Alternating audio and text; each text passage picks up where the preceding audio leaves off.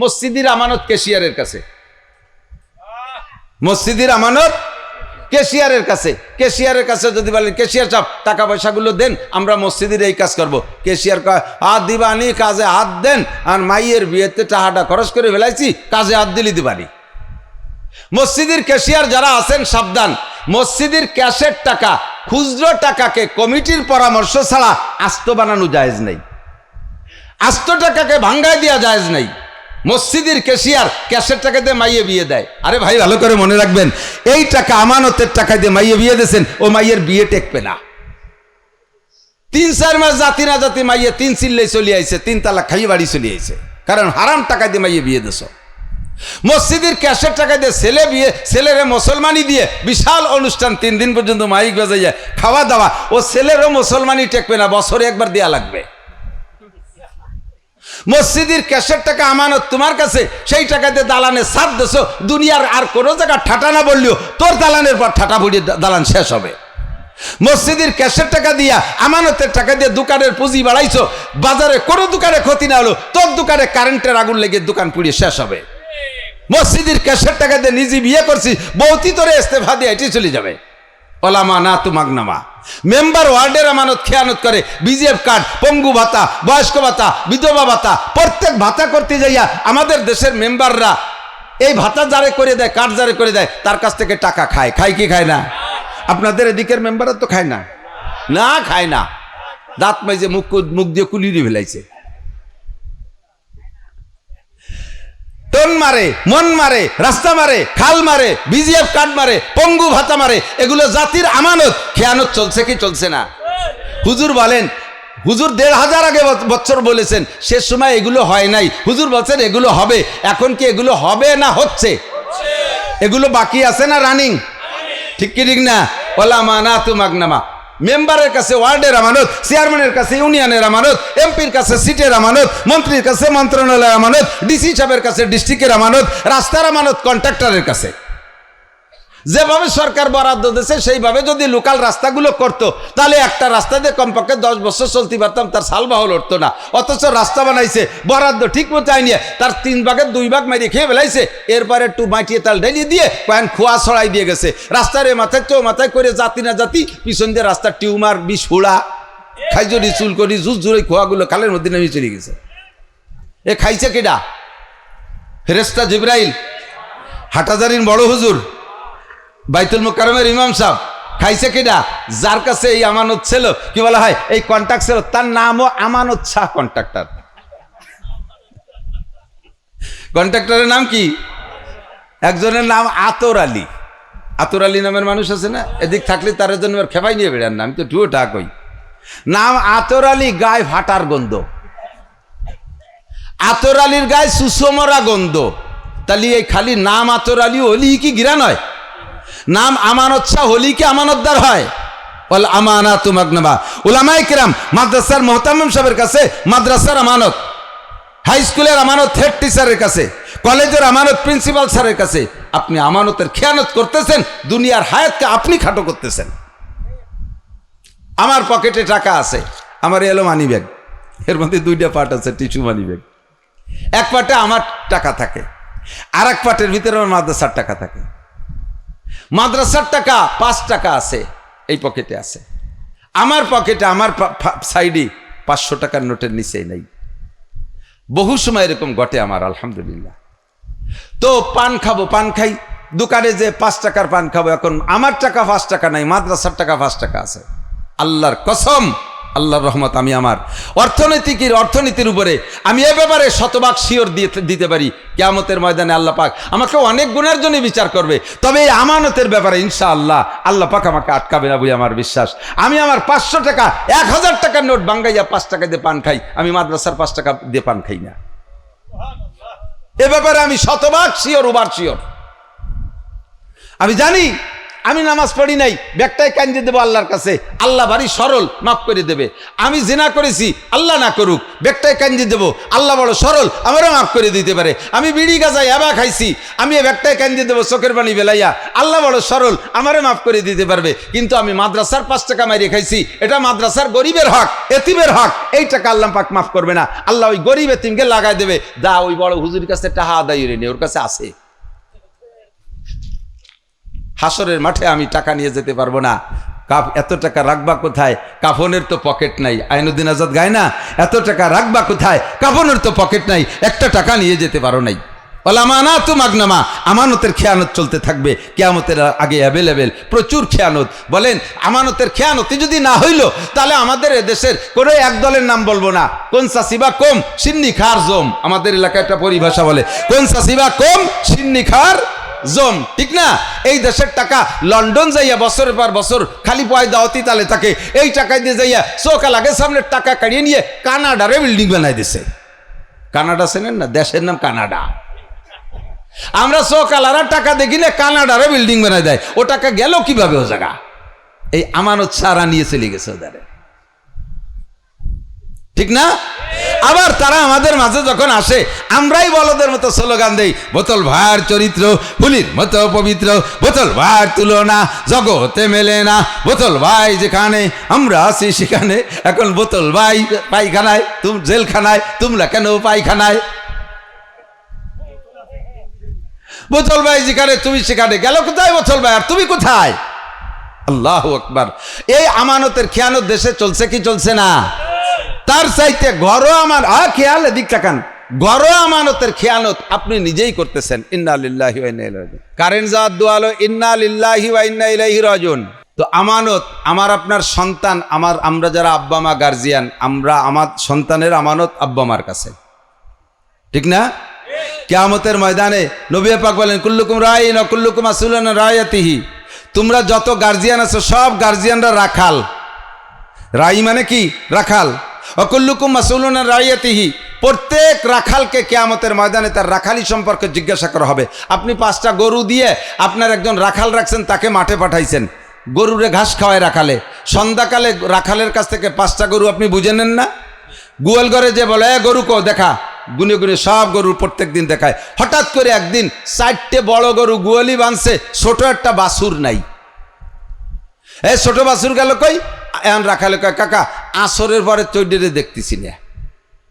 তো এই ছোট বাছুর যতই ছোট হোক, ওরে যদি আজকে ঘাস খাওয়ায় বাড়ি না আনে, আপনি কি রাখালরে বাড়ি ভাত রাতে ভাত খাইতে দেবেন? আপনি হেরিকেন ধরে নামা দেবেন, যত রায়তক বাছুর নিয়ে আসবি, যদি আমার বাছুর না পাই তাহলে আগামী হাটে তোরে বেশি বাছুর কিনবো। দৌড়ো, যে কটা আনছি সে কটা থাক। কিয়ামতের ময়দানে আমরা আপনারা যারা আব্বা আছি, গার্জিয়ান আছি, আমরাই রাখালির ভূমিকায় আছি দুনিয়ায়। আমাকে আপনাকে জিজ্ঞাসা করা হবে, ছেলে কো, জামাল কো, কামাল কো, আব্দুর রহমান, আব্দুর রহিম, চেহারা কেমন, গাঁজা খাইছে না বিড়ি খাইছে, মদ খাইছে না সিগারেট খাইছে, আরে নামাজ পড়ছে কি পড়ে নাই, টুপি দাড়ি পাগড়ি কেমন, তারে তুমি কোরআন শিক্ষা দিয়েছো কি দাও নাই, তুমি কি লেখাপড়া শিখাইছো, তারে নামাজের প্রশিক্ষণ দিয়েছো কিনা, প্রত্যেক আব্বাকে জিজ্ঞাসা করা হবে।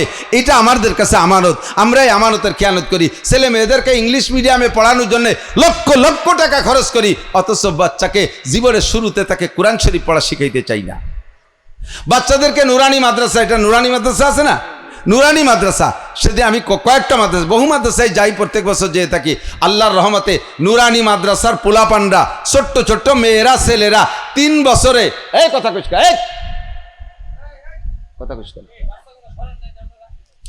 3 বছরে, এদিক তাকান, 3 বছরে তাদেরকে এত সুন্দর প্রশিক্ষণ দেয়, ক্লাস 3 পর্যন্ত এত ভালো পড়ায় যে তাদের হাতের লেখা, আমার বিশ্বাস ক্লাস 9-10 ছেলে মেয়েরা অত সুন্দর হাতের লেখা লিখতে পারবে না হাই স্কুলের।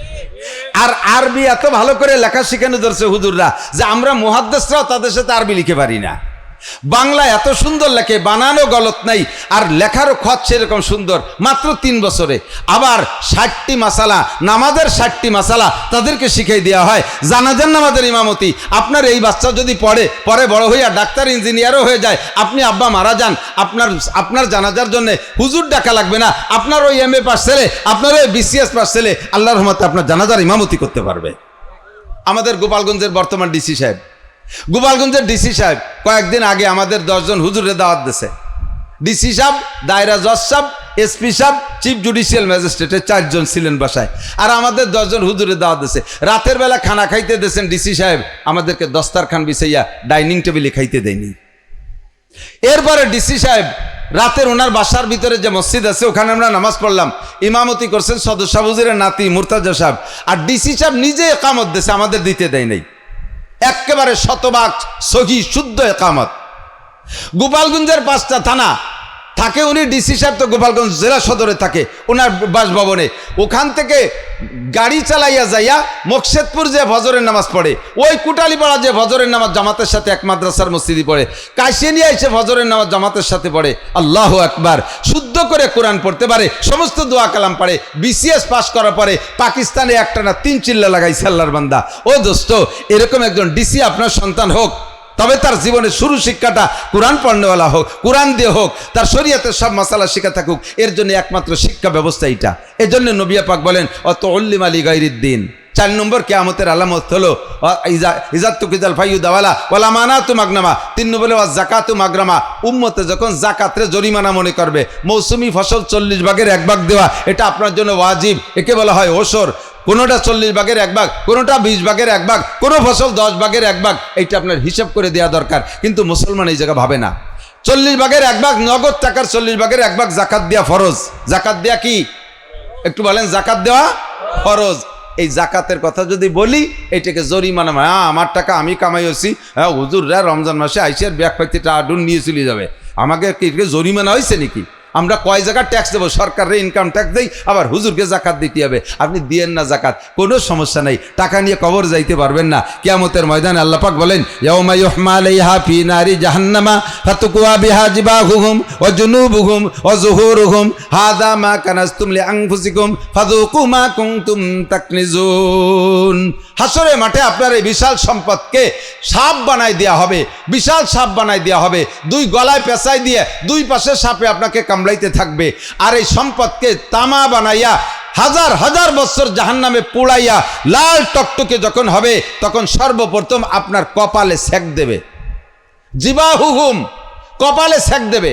কেন কপালে সেক দেবে? কয় মানুষ সম্পদশালী হলে প্রশংসা করে কপালের। কতক্ষণ? আরে কপাল, খালেক মোল্লার ছেলে ফাটা কপাল,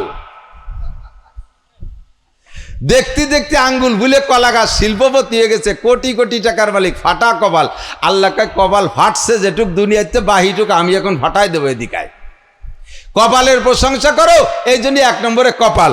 2 নম্বর কপালে সেক দেওয়া হওয়ার কারণ হলো যখন জাকাত কালেকশন পার্টি আসে তখন বড় লোকের রাগের জ্বালায় কপাল গুছাই যায়। কি জ্বালা, হইরি জ্বালায় বাড়ি থাকায় কপাল গুছাই যায় না? আল্লাহ কয় সম্পদ দিছি, কপাল কেন গুছাইছিস? তোর কপালেই সম্পদ দিয়ে শেখা দেওয়া হবে। 2 নম্বর ও জিবাহ হুকুম, কোকে ঠেসে ধরবে। হাসরে মাঠে জাহান্নামের ভিতরে সম্পদ পোড়াই আপনার পাশরে কোকে ঠেসে ধরবে। কেন? ফকিরির জ্বালায় যখন বড় লোক আর ফকিরির পিড়ে পিড়িতে টিকতে পারে না, তখন এরকম কোক ফিরে আর দিক মুড়াই বসে। আল্লাহকে আমার ফকির রেখান কোক দেখালো, সম্পদ ওর কোকের মধ্যে ঢুকোই দেয়। এরপরেও যখন ফকিরি না ছাড়ে, পিঠ ফিরাইয়া ঘরের দিক চলে যায়, আমার হই রেখারও পিঠ দেখাইলো ও জুনুবহুম, এবার তার পিঠের মধ্যে সেক দে এই সম্পদের তামা পোড়া দিয়া, কারণ এই সম্পদের হক আদায় করো নাই। ও জাকাতু মাগরামা, আর জাকাত না দিলে কিয়ামত কাছে চলে আসে, দুনিয়ার হায়াত খাটো হয়ে আসে। আল্লাহ পাক আমাদের জাকাত দেওয়ার তৌফিক দান করুন, বলেন আমিন। যে কথাগুলো হুজুর 1500 বছর আগে বলেছেন, সে কথাগুলো কি আর বাকি আছে না রানিং হয়ে গেছে? সবই চালু হয়ে গেছে, ঠিক কিনা? ও জাকাতু মাগরামা ও তুল্লিম আলী গাইরিদ্দিন। 5 নম্বর হলো তুল্লিম আলী গাইরিদ্দিন, মুসলমানের সন্তানকে কোরআন পড়াইতে চাবে না, মাদ্রাসায় পড়াইতে চাবে না। যদি মাদ্রাসায় কেউ দেয় তারে আর সবাই ধিক্কার দেয়, এত বড় মেধাবী ছেলেটার জীবন শেষ করলে, ধ্বংস করলে। ফাঁকে মনে রাখবেন, কোন স্কুলের ক্লাস 5-এর একটা ছাত্র যদি স্কলারশিপ পেয়ে থাকে, এই ছেলেটাকে তার আব্বা মা 5 পাস করার পরে ছেলেটা স্কলারশিপ একেবারে থানার ভিতরে ফার্স্ট হয়েছে, স্কলারশিপ পাইছে, এই ছেলের যদি মাদ্রাসায় দিয়ে দেয়, খবর পাইলে মাস্টাররা যাইয়া তার আব্বা মারে ধিক্কার দেয়। আপনার কোনো কমন সেন্স নাই, আপনার কোনো জ্ঞান বুদ্ধি নাই, ছেলেটার জীবনকে ধ্বংস করলেন এই খয়রাতে বিদ্যা মৌলবী বিদ্যা পড়াইতে দিয়ে। এই ছেলেটা ডাক্তার ইঞ্জিনিয়ার হতো, এরকম কথা বলে কি বলে না? যেই মাস্টার এই ছেলেকে মাদ্রাসায় দেওয়ার কারণে তার আব্বা মাকে ধিক্কার দেয়, যেই মাস্টার ধিক্কার দেয় আর সমালোচনা করে আর কটূক্তি করে, ওই মাস্টার খেয়াল করেন, ওই মাস্টার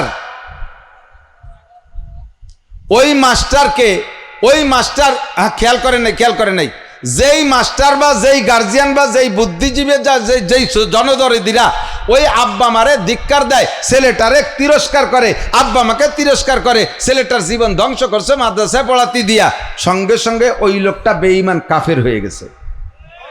কয় না, উনি কাফের হয়নি, উনি দিন নামাজ পড়ে, কোনো কাম হবে না। উনি রোজা রাখে, উনি হজ করে আইছে, এবার কাফের হয় কি রে? আরে কাফের হয়েই যাবে, যেহেতু সে কোরআনের শিক্ষাকে তিরস্কার করেছে, ছেলেটাকে কোরআন পড়তে দেওয়ার কারণে জীবন ধ্বংস হয়েছে বলে বলে। খেয়াল করেন, একটুক কথা ইমান নষ্ট হয়ে যায়, অবশ্যই যায়। পোলা পান্ডা ওই যে বাজারেতে দেন বেলুন কেনছে না, বেলুন ভুল হয়েছে না বা হাওয়া দিয়ে, এই বেলুনের ভিতরে যতটুক হাওয়া আছে এই হাওয়াটারে পুরো ধরে রাখতে পুরো বেলুন ভালো থাকতে হবে না? হ্যাঁ, তো সারা বেলুন ভালো থাকলে বেলুনটা ফুলও ঠিক থাকে, ভিতরে হাওয়া ঠিক থাকে। এবার এই বেলুনের হাওয়া বের করার জন্য, সম্পূর্ণ হাওয়া বের করার জন্য কি পুরো বেলুনই সব জায়গায় ছিঁড়া লাগে? এক জায়গায় দিয়ে একটু কাঁচাই দিয়ে খুসাই দিয়ে ফুটো উড়িয়ে দিলি, সেই জায়গায় দিয়ে বাতাস সব বেরোয় না অল্প একটু বেরোয়? যতটুক সিদ্ধ করছে অট্টুক হাওয়া বেরোয় না? কথা কয় না? না, যতটুক ফুটো আসছে অট্টুক হাওয়া বেরোয়, বাকিটি থায়। অত বড় বেলুনের ভিতরে এত হাওয়া, একটা কাটার খুসা দেশে অট্টুক বেরোয় থামিয়ে যাবে, যুক্তিতি কয়, কিন্তু তা থামে না, হুশ করে সব বেরোয় চলে যায়। আপনার ইমানের ব্লাডারে এমন একটা কথা যখন মারি দিয়েছেন, আপনার ইমানের ব্লাডার, ইমানের বেলুনে ওই জায়গা ফুটো হয়ে গেছে, ওই জায়গাতে নামাজ রোজা হজ জাকাত টুপি দাড়ি পাগড়ি জুব্বা ফরজ অজিব সব ফুস করে হিন্দি বার হয়ে চলে গেছে, আপনার ইমান শেষ। সাবধান, এই জন্য জবানকে কন্ট্রোল করবেন, ইমানকে ঠিক রাখবেন। হুজুরকে আখলিস দিন একে ফিকাল আমালুল কলির, বাচ্চাদেরকে কোরআন পড়ান, ঠকবেন না। আল্লাহর রহমতে ঠকার দিন শেষ। নবী পাক বলেন লা তুসাব্বান্না আলাইকুমুদ দুনিয়া সাব্বা। আমরা যখন প্রথম মাদ্রাসায় পড়ছি, গ্রাম গায়ের মাদ্রাসায় পড়ছি, এই পাকা পায়খানার নামও শুনি নেই, আমাদের হুজুরদেরও ছিল না। কোনো মতে 3-4টে শাড়ি পুঁতে একটু বাঁশের বেড়াই দিয়ে উস্তাদদের পায়খানা, আর আমাদের ছাত্রদের ছিল গণ পায়খানা। খাল একটা খনন করে ওর ভিতরে বাঁশ টান করে দিয়ে আইডিও 2 দিন বাঁশ দিতাম, মাঝে মধ্যে বাঁশের উপরে যদি কেউ নরম মারিয়ে দিয়ে যেত, স্লিপ করে পড়িয়েও যেতাম পায়খানার মধ্যেই। আর নাড়াই দিয়ে বেড়া দিতাম, 6 মাস 8 মাস থাকতো না বেড়া, উই পোকায় খাইয়ে সাফ করে ফেলতো। একজনের 3 পায়খানা দখল করতাম, একটাই বসলে আর 2-3 বসার কায়দা ছিল না, মাঝখানে কোনো পার্টিশন বেড়া থাকতো না, এত অভাব। আর এখন আল্লাহর রহমতে অধিকাংশ মাদ্রাসায় বিল্ডিং যারা করতেছে তারা ছাত্রদের জন্য অ্যাটাচড বাথরুম করতেছে। দীর্ঘকাল পর্যন্ত যতদিন পড়েছি বোর্ডিংয়ে 2 ওয়াক্ত খানা খাইছি, সকালবেলা 1 পোয়া চাউলের ভাত, রাত্রে 1 পোয়া চাউলের ভাত, কোনো মাদ্রাসায় 300 টাকা চাউলের ভাত, পাতলা একটু ডাউল। দুপুরবেলা কোনো মাদ্রাসার বোর্ডিংয়ে খানা দিত না। এই কষ্টে খেয়ে আমরা লেখাপড়া করেছি। আর এখন আল্লাহর রহমতে 3 বেলা গরম ভাত, বাংলাদেশের সমস্ত বোর্ডিংয়ে 3 বেলা গরম ভাত। দুনিয়ার অভাব চলে গেছে। একসময় উস্তাদরা বেতন পাইতো না, সামান্য 50 টাকা 60 টাকা 100 টাকা 150 টাকা 200 টাকা বেতন, তাই দিয়ে কোনো মতে সংসার চলতো। এখন আল্লাহর রহমতে উলামায়ে কেরামও মাদ্রাসায় 20,000 25,000 30,000 50-60 হাজার টাকা বেতন পাচ্ছে। আর আমাদের মতো যারা আর একটু ফেমাস হয়ে গেছে, আর একটু ভাইরাল হয়ে গেছে, একটু প্রসিদ্ধি পাইছে, তাদের আর কোনো অভাব নাই। আল্লাহর রহমতে এরকম আলেমেরও অভাব নাই বাংলাদেশে। কথা বলুন ঠিক না? আপনার ছেলেটা যোগ্য আলেম হোক, একটা কিরাত পড়বে মক্কা যাইয়া, আল্লাহর রহমতে 50 লক্ষ টাকা হাদিয়া পাবে। হাফেজ সালেহ আহমদ তাকরিম পাইছে না? এরকম হাফেজ বহুত বাংলাদেশে থেকে পেয়ে আসতেছে। আপনি এরকম একটা সন্তানের আব্বা হন, কিয়ামতের আগে হুজুর বলেন মানুষের ছেলে মেয়েদেরকে মাদ্রাসায় পড়াইতে যাবে না, কোরআন শিক্ষা দিতে যাবে না, ইংলিশ মিডিয়ামে পড়াইয়া হাজার টাকা ছেলেরে স্কুলই দেশে, তার পিছনে মাসে 10,000 20,000 টাকা খরচ করতেছে টিউশনিতে। অথচ যেটারে মাদ্রাসায় দেশে তারে কোনো পয়সা করে দেবে না, তারে ভর্তি ভিসিটা। আমি তো মাদ্রাসার হুজুর, মোহতামে বড় হুজুর, আমার মাদ্রাসায় আসে হুজুর এর একটু ফ্রি ভর্তি নিয়ে যায় হুজুর। আমি কই ফিরি তো এতিমখানায়, এতিম ছেলেকে জন্য, তাই বাপের সাথে নিয়ে এসে ছেলেরে কয় তাহলে আমার ছেলেটারে এতিমখানায় ভর্তি করেন। টাকা দেওয়ার ভয়তে বাপ বাইচে থাকতে আমার ছেলের এতিমখানায়। আমি তা তুমি মরে জায়গা তানালি ভর্তি রেখে রে। পরীক্ষার ফিস দেবে না, ভর্তির টাকা দেবে না, মাসিক বেতন দেবে না, 600-800 টাকা নেই তাই দেবে না, অথচ আরেকটার জন্য 20,000 টাকা খরচ করতে রাজি। কারণ ওটা মানুষ হবে, ও আমাকে লক্ষ লক্ষ টাকা কামাই করে খাবে। ওটা ডাক্তার ইঞ্জিনিয়ার হইয়া তার সুনাস্তান পিতেলে গুগু বউডারে নিয়ে আমেরিকা চলে যাবে। লাস্টে তোমার এই মৌলবীডার ঘরে দুকে দুকে ওই ভান্তা ভানি খাইয়ে মরা লাগবে, যেটার জন্য তোমার বরাদ্দ নাই। কতক্ষণ এটার জন্য পয়সা বেশি হবে। আমি আমার ছেলে মাঝে মাঝে বলি, ইউটিউবে শুনে থাকবেন, বাস্তবায়ন করেছি আলহামদুলিল্লাহ। আমি আমার সব ছেলেদেরকে হাফেজ বানাইছি আলহামদুলিল্লাহ। 4টে ছেলে হাফেজ হয়ে গেছে, মেয়েও বড়টা হাফেজ হয়ে গেছে। ছেলে মেয়েরা আমি অফার দিছি, যদি তোমরা হাফেজ হও, হাফেজে কোরআন হও, তাহলে তোমাদের পুরস্কার উমরা করাবো। 4 ছেলেরা উমরা করাইছে, একটা 2 বার করিয়েছে। মেয়েটারে উমরা করাবো, এর মধ্যেই তার বিয়ে হয়ে গেছে। ইচ্ছা আছে ইনশাল্লাহ জামাই সহ পাঠাই দেবো। হাফেজ হয়ে গেছে, পুরস্কার আমার কাছে আমি ওয়াজিব দায়িত্বে জিম্মায় রয়ে গেছি।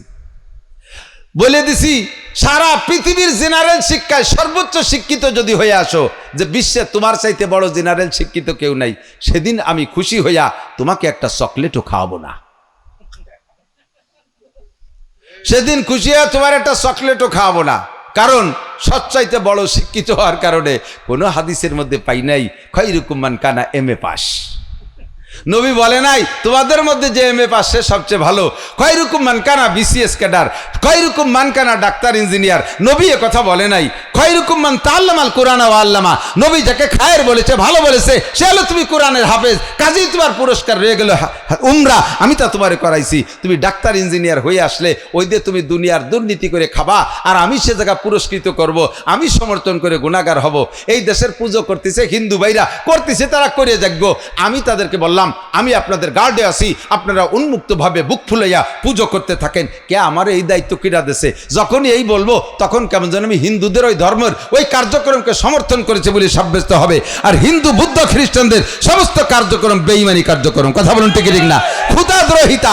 কাজেই আমার এই সমর্থনের কোনো ফায়দা নাই, উচিতই হবে না। ঠিক কি ঠিক না? বলতে যে লম্বা হয়ে যায় বক্তাদের স্বভাব। তৌল্লিম আলী গৈরুদ্দিন 5 নম্বর আলামত মনে আছে একটা করে, রাষ্ট্রীয় কি বলা হয়, যুদ্ধে বিজয়ী দেশকে নিজের সম্পদ মনে করা, আমানতরে খেয়ানত করা, তারপরে জাকাতকে জরিমানা মনে করা। আর তৌল্লিম আলী গৈরুদ্দিন কি বলা হয়? তৌল্লিম আলী গৈরুদ্দিন দুনিয়াবি শিক্ষা বা কে প্রাধান্য দেবে, দিন শিখতে চাবে না। এরপরে ইজ্জত কিজাল ফাইউ দাওয়ালা ওয়াল আমানাতু মাগনামা ওয়াজ যাকাতু মাগরামা ওয়া তৌল্লিম আলী গৈরুদ্দিন ওয়া আতার রাজুলু ইমরাতাহু ওয়া আক্কা উম্মা। আরে চমৎকার যুবক, আমার দিক তাকাও। ওয়া আতার রাজুলু ইমরাতাহু ওয়া আক্কা উম্মা। বউতি যা কবে মুখ দিয়ে বাইরতি যে দেরি, বাস্তবায়ন করতে দেরি নেই। শাড়ি কিনা জন্য খালি শাক হইছে, উনি রি কয়ে নইছে। বাকিটুকু আমি কবানি, তুমি বুঝছি কি কবা, ক ক ক ক বুঝছি কলকাতা কবা। বৌতি বলার সাথে সাথে পালন করা সারা। বড় অর্ডার ছাড়া কিচ্ছু করে না। মারে একটা কাপড় দেবে, তাও বোর সাথে পরামর্শ করা লাগে। মারে ঔষধ কিনে দেবে, তাও বোর সাথে পরামর্শ। আব্বারে টাকা দেবে তবলিগি যাইতে, বোর সাথে পরামর্শ। বৌরে বানায় নইছে গোষ্ঠীর আমির শাহ হুজুর, পরিবারের আমির সাহেব বানাই নিছো। বৌরে বৌরে মেম্বার বানাইছো, বৌরে চেয়ারম্যান বানাইছো, বৌরে ডিসি বানাইছো, বৌরে SP বানাইছো, বৌরে MP বানাইছো, বৌরে মন্ত্রী বানাইছো, বৌরে প্রাইম মিনিস্টার বানাইছো। এগুলো সব দুনিয়ার হায়াতরে খাটো করতেছো তোমরা। বৌরা থাকবে বোর জায়গায়, সব বড় কাজগুলো, ক্ষমতার কাজ, পাওয়ারের কাজগুলো করবে পুরুষ। পুরুষের প্রাধান্যতা, আল্লাহ বলেন আর রিজালু কাওয়ামুনা আলান নিসা, আমি নারীদের উপরে পুরুষকে প্রাধান্যতা দিয়েছি। অথচ আমরা নিজেরাই ভুলে গেছি আমরা পুরুষ না মহিলা, এই আমাকে মনে নাই। সব দল আমরা মহিলাদের পিছনে নাচতে তালে থাকি। এটা খোদার গজবের কারণ। কিয়ামত কাছায় নিচ্ছেন, বেশি আর বাঙ্গালাম না। ওয়া তার রজুলু ইমরাতাহু ওয়া আক্কা উম্মা। মারে বুরকেপ করে না। 3 নম্বর, 6 নম্বর, 7 নম্বর হলো ওয়া আদনা সাদিকাহু ওয়া আকসা আবা। দোস্ত বন্ধুদের পিছনে হাজার হাজার লাখ লাখ টাকা খরচ করে, তাতে কোনো খারাপ লাগে না। আরও খুব গর্ববোধ করে, দোস্তকে দিয়েছি, বন্ধুকে দিয়েছি। 4 দোকানে 5,000 টাকা খরচ করছি। মিষ্টি খাইতে বসছিলাম, বন্ধুরা বসছিল 10,000 টাকা। তারপরে পদ্মার ঘাটের উপার যাইয়া 60,000 টাকার ইলিশ খাইয়েছি দোস্ত বন্ধু নিয়ে। এরপরে আব্বাই যদি কয় বাবা আমি তবলিগি যাবো 3 চিল্লায়, আমার 4,000 টাকা দে। তোমার আর সালফান নাই, আর ছেলে নাই, আমার কাছে খালি বিরক্ত করো। আব্বা আমার একটা লুঙ্গি কিনে দে। তোমার আর ছেলে না নাই? সে সময় বাপের কাছে যে কৃপণ সাজে, আছে না নাই? কথা কন আছে না? ওয়াদনা সাদিকাহু ওয়াকসাবা ওয়া যাহারাতিল মাযিফ ওয়াল কায়নাত ওয়া যাহারাতিল আসওয়াতু ফিল মাসাজিদ। কিয়ামতের 9 নম্বর আলামত হলো, হুজুর বলেন মসজিদের ভিতরে ইবাদত থাকবে না, মসজিদের মধ্যে ইবাদত থাকবে না, শোরগোল, চিল্লাপাল্লা, গল্প স্বল্প, দুনিয়াবি কিসসা, মসজিদের ভিতরে পচা রাজনীতির আলোচনা চলবে, ধর্মীয় কোনো আলোচনা থাকবে না, তিলাওয়াত থাকবে না, নামাজ থাকবে না। অথবা মসজিদ হবে মাসাজিদুহুম মুতাআবিরাতুন ওয়া হিয়া খারাবুন আনিল হুদা। এই সদরপুরের মানুষ ঘরে ঘরে বিদেশ থেকে মোটা মোটা টাকা কামাই করে আইসা আলিশান আলিশান মসজিদ বানায়, অথচ মসজিদের মধ্যে মুসল্লি নেই। কতক্ষণ মাসাজিদুহুম মুতাআমিরাতুন ওয়া হিয়া খারাবুন আনিল হুদা। আজান দেওয়ারও মুয়াজ্জিন নাই, ইমাম সারা পিছনে ফজরের নামাজে মুসল্লি পাওয়া যায় না। এটা কিয়ামতের আলামত, ভালো করে মনে রাখবেন। এরপরে কয় আল্লাহ ওয়া যাহারাতিল আসওয়াতু বিল মাসাজিদ ওয়া সাদাল কবিলাতে, আর চোখে আঙ্গুল দিয়ে ধরাই দিচ্ছে। দেখেন আজিব তিনটা, পরপর তিনটে, কি আশ্চর্যজনক। ওয়া সাদাল কবিলাতা ফাসিকুহুম, কওমের নেতৃত্ব দেবে, এদিক কওমের নেতৃত্ব দেবে, একেবারে ছোট নেতার থেকে নিয়ে বড় নেতা পর্যন্ত নেতৃত্ব দেবে ফাসেক যারা, তারা নেতৃত্ব দেবে। কারা? ফাসেক। এটুকান কারা? আরেকবার এটুকান কারা? ফাসেক চেনেন? ফাসেক হলো যে ইচ্ছাকৃতভাবে রেগুলার কবিরা গুনাহ করে, তারে কয় ফাসেক। তারে কি কয়? তাহলে নামাজ না পড়া সগীরা না কবিরা? আমাদের নেতারা তো তাহাজ্জুদ দিনের বেলাও পড়ে। এক নেতা শুনছি কয় আমি দিনের বেলাও 60 টাকা তাহাজ্জুদ পড়ি। প্রতিটি কোন যাজন চলে গেছে আল্লাহ জানে। আল্লাহু আকবার। দাড়ি কাটা কবিরা গুনাহ না সগীরা গুনাহ? আমাদের দেশের কয় নেতার দাড়ি আছে? সুন্নতি পোশাক পরিহার করে খ্রিস্টান ইহুদ নাসারা পোশাক পরা কবিরা গুনাহ। যারা রেগুলার কবিরা গুনাহ করে ফাসেক। কয় নেতার বউ শতভাগ পর্দা করে, বৌরে বেপর্দা করে, নিজে বেপর্দা করায়, কবিরা গুনাহ। সুদ খা কবিরা গুনাহ, ঘুষ খা কবিরা গুনাহ, দুর্নীতি কবিরা গুনাহ, টনমারা কবিরা গুনাহ, মনমারা কবিরা গুনাহ, জাতির হক মেরে খা কবিরা গুনাহ, বিড়ি সিগারেট কবিরা গুনাহ, মদ গাঁজা ইয়াবা ফেনচিডিল খা কবিরা গুনাহ, মিথ্যে কথা কওয়া কবিরা গুনাহ, মুনাফিকি করা, ওয়াদা খেলাপ করা কবিরা গুনাহ। এই কবিরা গুনাহ যারা করে তাদেরকে বলা হয় ফাসেক। আর এই ফাসেকরা হবে কওমের নেতা। এ কি হবে না চলতেছে? হবে না চলতেছে? কিয়ামতের আলামত। তোমার কারণে দুনিয়া খাটো হয়ে যাচ্ছে। ওয়াসাদাল কবিলাতা ফাসিকুহুম ওয়া কানা জাইমুল কওমে আরজালাহুম। কওমের বুদ্ধিমান চিন্তাবিদ, কওম নিয়ে বুদ্ধিজীবী, কওমের বুদ্ধিমান বুদ্ধিজীবী কিরা হবে জানেন? আজ থেকে 20 বছর আগে যারে মানুষে খেতে কামলা কিসেন হিসেবে নিত না, এমন নিকৃষ্ট তারে যদি কেউ খেতে কামলা নিত, অন্য কামলারা কইতো ওরে কামলা নিলে আমরা কাজ করবো না, ওর বগলে গন্ধ, বাতাসের ভাটিতে কাজ করা যায় না, ওর কান পচা, ওর গালে গন্ধ। এত বড় নিকৃষ্ট, সমাজে কোনো জায়গা তারা ডাকে না। হঠাৎ করে তার ছেলে লটারিতে আমেরিকা চলে গেছে, মাসে 5 লাখ টাকা পাঠায়, সদরপুরীর মাঝখানে বিশাল বিল্ডিং, ফরিদপুরের মাঝখানে জায়গা রেখে 10 তলারটা গড়ছে। এবার নাম ছিল আগে পাইছো, এখন টাকা হওয়ার কারণ হয়েছে পাচন শেখ। পাইছো হয়েছে পাচন শেখ। আগে কত শামু, এখনকার শামসুল হক খান। এই শামসুল হক খান বকলেমে বুতা কিচ্ছু জানে না, এত পরিত্যক্ত মানুষ ছিল সমাজে, তারা ডাকতো না। এখন সেই শামসুল হক আর পাচন খা, না হলে মিটিং হবে না। এত বড় বুদ্ধিমান, মিটিংই বসে কি যে কবে টের পায় না। খানিক বসে তো ওনার সভাপতি বানাইছে চেয়ার দিয়ে, বলেন সভাপতি, হ্যাঁ ওই তো নানটু যা কইছে তাই, বিচার হয়ে গেছে। যেই সমাজের বুদ্ধিজীবীগুলো হবে এরকম, ওই সমাজের মানুষের কারণে দুনিয়ার হায়াত খাটো হয়ে যায়। এটা কিয়ামতের আলামত। আর একটা আইছে তার চাইতে বড় মারাত্মক, কব ওয়া উকরিমার রজুলু মাখাফাতা শাররিহি। মানুষকে সম্মান করা হবে তার সম্মানের খাতিরে না, মানুষকে সম্মান করা হবে তার যোগ্যতার বলে না, সম্মান করা হবে তার ক্ষতির ভয়ে। যদি তারে সার না কই, মাতুব্বার না কই, বলকাকা কই ডাক না দেই, বস না কই, তাহলে কোন দিক দিয়ে আবার কোন মামলায় ফেলাইয়া কোন পেশা বিপদে ফেলাই দেয়। এই জন্যই তারে সম্মান করা হবে। কথা কোন ঠিক না? এইটা কি একটুও বাকি আছে? নইলে যারে আমি বস করছি তারে লাইথতিও ঘৃণা করে, তারে লাথি মারলেও পার ইজ্জত যায়, অথচ তারে সার আর বস আর নেতা তারে বলা লাগে। কি কারণে? যদি তারে সম্মান না করি, কোন বেকায়দায় বিপদে ফেলাই দেয়, কোন দিক দিয়ে আবার সন্ত্রাস দিয়ে মায়ের শুরু করে দেয়, কোন মামলার মধ্যে আটকায় দেয়, আল্লাহই জানে। এই ভয়তে তারে সার আর সম্মান করা লাগে, বস করা লাগে। এটা কিয়ামতের আলামত। ও সম্মান পার আদৌ যোগ্য না, সম্মান পার মোটেই যোগ্য না। ঠিক কি ঠিক না? এরপরে কয় জাহারাতিল মাযিফ ওয়াল কায়নাত সমাজে বাদ্যযন্ত্র বেড়ে যাবে। মুসলমানের সন্তান, এই মুসলমানের সন্তান মুসলমানি অনুষ্ঠান দিয়ে সে জায়গা বক্স ডিজে ড্যাক্স বাজায়। এ কি আপনাদের দেশে তো বাজায় না এগুলো? হ্যাঁ, বিয়ের অনুষ্ঠানে তো মোটেই বাজায় না। হ্যাঁ বাজায়। মসজিদের মুসল্লি আইসা আমার কাছে ফতোয়া চাইছে, মানে মুসল্লি ইমাম সাহেব এসে জিজ্ঞেস করছে, ইমাম সাহেবকে ধরছে মুসল্লিরা। ইমাম সাহেব এসে কয়, হুজুর নামাজের মধ্যে যদি পেশাব 2-1 ফুট বেরোয় যায় তাতে কি নামাজ ছুটে যাবে নাকি? আমি কই কি কইস তুই কি এরিস? কাবিয়ালে এই মসজিদের ইমামতি এরি, তা তুই ইমামতি এরিস, এই মশলা জানিস না? আমি কইছি তো আমার মুসল্লিরা মানে না। 2-3 বুড়োর এই সেদিনকে এই ঘটনা ঘটছে কেন? এই পাশের বাড়ি বিয়ের অনুষ্ঠানে এমনভাবে ঢোলের বাড়ির ঠেলায় 3 বুড়োর 3 ফুট বাড়ে গেছে। আমি 3 জনের নামাজ শেষ, ও 3 জনের নামাজ। ইমাম সাহেব তাহলে তো আমারও ওই নেই, ওরও বেরোয় গেছে। ঢোলের বাড়িতে মসজিদের মাটি কাঁপে। কতক্ষণ? তোমার কারণে দুনিয়ার হায়াত খাটো হয়ে যাচ্ছে, রেডি হয়ে যাও। আল্লাহর গজবে পড়বা, আল্লাহর গজবে পড়বা। বাদ্যযন্ত্র বাজনা সব জায়গা দেখেন। এই যে ইসলামী সঙ্গীত ইউটিউব চালান, ইসলামী সঙ্গীত নামে সঙ্গীত করছে না, ইউটিউব চালান, দেখবেন যে ভিতরে বাজনা আছে। প্রত্যেকটা ইসলামী সঙ্গীতের ভিতরে বাজনা ঢুকাই দিছে। যেই সঙ্গীতের মধ্যে বাজনা আছে, ওই সঙ্গীত যদি খালি আল্লাহর জিকিরও হয় তবুও তা হারাম। জিকিরের সাথে সাথে ঢোলতা বলার বাজনা, রসুলের দুরুদের সাথে সাথে ঢোলতা বলার বাজনা। সেদিন শুনি বালাগাল উলা বিকামালিহি কাশাফাদ দুজা বিজামালিহি, এইটাই শেরটা পড়তেছে, তার ফাঁকে ফাঁকে বাজনা।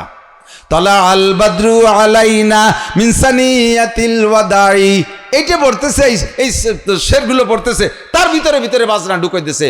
বাজনা এত পরিমাণ শুরু হয়েছে যে কোরআন শরীফের আয়াত তিলাওয়াত করছে, তাও বাজনা মিশাইয়া। আল্লাহর গজব, দুনিয়া তোমার কারণে খাটো হয়ে যাচ্ছে। এরপরে আরেকটা বলে নে, এদিকে আসেন। আল্লাহ ওয়ালানা কি বলা হয়, ওয়াজাহারাতিল, কি বলা হয়, ওয়াজাহারাতিল মাযিব অসুরিবাতিল খুমুর। মদ, গাজা, ফেন্সিডিল, হিরোইন, বিভিন্ন নাম দিয়ে, মদরে আলাদা নাম দিয়ে, যারে মদ বোঝা যাবে না, এইভাবে প্রচলন হবে এত বেশি ওপেনে। এই সমস্ত নিশা খাই চলতে থাকবে, আর প্রত্যেকটা যুব সমাজ এই নিশাগ্রস্ত হয়ে যাবে। আপনাদের সদরপুরতে আল্লাহর রহমতে গাজার কোনো কারবার নাই, এবার তো এরা চেনেই না। হ্যাঁ হ্যাঁ হ্যাঁ, বাতের সে এবার বেশি খায়, এটা এবার ডিলারও আছে না নাই? অনেক বাপরাও জানে যে ছেলে এবার ডিলারি করে। আমি কয়েক বাপরে কইছি, আপনার ছেলে এই করে আপনি জানেন না? কয় যে করে তা কামাই রেখাবে কি, সরকার চাকরি বাকরি দেয় না, তো একটা কিছু করি তো খাতি হবে, এই তো করিয়ে খাতি হবে। সে কাকা আপনি ওর ভাত খান কা, তো তোমরা দাও আমারে বাদ দাও, আমরা বাদ দেই নে বলে ছেলেরে গাজার ব্যবসার ডিলারি দিয়ে অনুমতি দিয়ে সেই বাপে সেই ছেলের কামাই খাইয়ে মসজিদে যে জিকির করে, একবারে জিকিরও আসমানে ওঠে না। কয় বাপ বেটারে একসাথে ফাঁসার কাপড় উজলই বেড়িবে ফেরেশতারা, ফাঁসাই তেল মাহাই যাইও। আস্তাগফিরুল্লাহ। আল্লাহ ওয়াসুরিবাতিল খুমর, এটা কিয়ামতের আলামত। 15 নম্বর হলো ওয়ালানা আখিরু হাজিহিল উম্মতে আউয়ালাহা, শেষকালে কিছু পাঙ্কু পণ্ডিত হবে। খেয়াল করেন, শেষকালে কিছু পাঙ্কু পণ্ডিত কোরআন শরীফের রিডিং পড়তে পারবে না, হাদিসের রিডিং ইবারত পড়তে পারে না, বাংলা অনুবাদ দেখা আগের বড় বড় আলেমদেরকে সমালোচনা করবে। আরে ইমাম আবু হানিফা লেখাপড়া জানতো না, ইমাম আবু হানিফার ইমান নাই, ইমাম শাফির ইমান নাই, আহমদ মালিক শাফির ইমান নাই, তাদের ইমান ছিল না, তারা সব মোশেক, বুখারী মুসলিম লেখাপড়া জানে না। আরে কি বলে আশরাফ আলী থানবী, হুসাইন আহমদ মাদানী, শামসুল হক ফরিদপুরি, হাজি শরিয়তুল্লাহ, তবলিগ জামাতের আমির সাহেব, আহমদ শফি সাহেব, এরা লেখাপড়া জানে না। স্কুল কলেজে 7, 8, 9, 10 আইএ বিএ পাস করে কয়েকখান বাংলা বই পড়ে এদের নামাজে ভুল ধরে, কয় যে হানাফিকে নামাজ হয় না, শাফিকে নামাজ হয় না, মাযহাবিকে নামাজ হয় না, এরকম ফতোয়া দেওয়া শুরু করে দেবে। এ পাল্টি আছে না নাই? বহিরবার সানা বান্ধে মক্কা শরীফ যে দিয়ে আইছে, বহিরবার সানা বান্ধে আর আমিন জোরে কয় দল ধরে, তাই নিয়ে বাংলাদেশে সার্কুলার দিয়ে শুরু হচ্ছে। তোমারে সৌদি আরব পাঠাইছি তো ওই আমিন আনার জন্য না, তোমারে পাঠাইছি গোড়া গাদা উড় দুম্বা বেড়া চড়াইয়া কয়টা টাহা আইনে বুড়ো কালে দোকানপাট করে ধুয়ে মুছে খাওয়া। তুমি আমিন আনতে গেছো কা, বহিরবার সানা আনতে গেছো কা, তুমি যাইয়া এই আনছো। আমি তো গেছি 7 বার, আরো বহু হুজুররা গেছে 50-60 বার, তারা তো এগুলো আনে না। যারা আনতে পারে বইয়ে ব্যাগ বস্তা আছে তারা আনে না। তুই মুথা, তুই লেহাপড়া জানিস রে, তুই আনতে গেছিস কে? তারা ভিন্ন মাঝে 8 রিকাত নিয়ে এসে বাড়ি, আর 12 রিকাত হতে থুয়েছে। আছে না নাই? আইসি আবার কয় যে এই দেশের হুজুররা লেখাপড়া জান, আমার সামনে কেউ বসতেই পারে? আসলে তোমার মতো বেয়াদবের সামনে বসা তো আমরা হিম্মত করি না। তুমি যদি না বোঝো, তোমার আরবি রিডিং দেবো, তুমি পড়িয়ে খাও তো বোঝো নাকি? তুমি তো বুঝবা না, আইডিও গাড়িও ঠেলবা, এই জন্য তোমার সামনে বসতে সাহস পাই না। দেখেন কি বলে আব্দুল মালিক সাহেব বাইতুল মুকাররমের খতিব।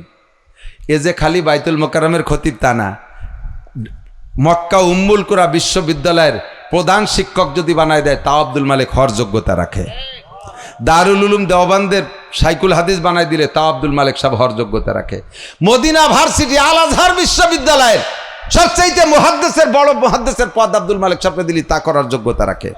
সেই আব্দুল মালিক সাহেব সম্পর্কে কয় পাঙ্কু এই কয়দিন যে কি আজে বাজে বলতেছে, লাস্টে বলছে একজন যে ওই আব্দুল মালিক, নুরুল ইসলাম অলিবরি এরা আসুক আমার সামনে প্রশ্নের জবাব দা দিতে পারলি কান থাপলায় কানতালা ফাটাই ফেলাই দেবো।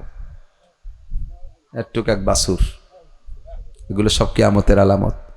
তারে যে পড়াইছে সে তার উস্তাদের উপরে যায় এই লানতটা পড়তে তালে থাকে, এই বদনামটা তার উস্তাদ পর্যন্ত চলে যায়। ঠিক কি ঠিক না? দুনিয়া ধ্বংস হবে, আমার কারণে যেন দুনিয়া ধ্বংস না হয়। আমি এই 5টা গুনাহ থেকে বিরত থাকতে পারবো তো ইনশাআল্লাহ? একটু তওবা করা যাবে? যার ভিতরে এই 15 দোষ আছে এখনই ছেড়ে দেন, এখনই তওবা করেন। ইনশাআল্লাহ কইলে হবে না। আমি আর কোনোদিন এই 15 দোষের যে কয়টা দোষ আমার মধ্যে আছে আমি এগুলো কখনো করব, জোরে বলেন করব। আমার যুব সমাজ, প্রাণপ্রিয় যুবক বন্ধুরা, এই সমাজে কখনো ডিজে ড্যাক্স বক্স তোমরা কোনো ধর্মীয় অনুষ্ঠান বা যে কোনো অনুষ্ঠানে এগুলো বাজাইতে দিবা না, এগুলো বাজাইতে দিবা না। কোনো মহিলা বিধবা হয়ে গেছে, অকালে অল্প বয়সে বিধবা হয়ে গেছে, এক শ্রেণীর যুবকরা সেই মহিলা সেই বাবিরে বাজার করে দেওয়ার জন্য 20 দেওয়ার কেউ নেই, সে বাজার দিতে যায় রাত 12টার দিক। এই সমস্ত নুস্য পার্টিরে তোমরা ঠেয়াবা, ঠিক আছে ইনশাআল্লাহ? এই নুস্যকে তোমরা ঠেকাবো, আমরা হুজুর রস করে ঠেকাতে পারবো না। ওকে সাথে সরকার আর পুলিশও পারবে না, ওকে লাইনঘাট আলাদা, ওকে রাস্তাঘাটও ওপেন রাস্তা নয়, পিছন পাশতে বাঁশবাগানের ক্ষেত খামারের মধ্যে দিয়ে একটা রাস্তা আছে বিশ্ব রোড, ওই দিয়ে ওরা ডোয়ে। এই বিশ্ব রোডের গেটে দারোয়ানি করতে হবে, রাজি আছেন তো ইনশাআল্লাহ? বাংলাদেশে কোনো প্রকার কুসংস্কার আসতে হবে। এখন রাজনীতির বিষয় হলো, রাজনীতি করব না নিয়ত করে বেরোইছি।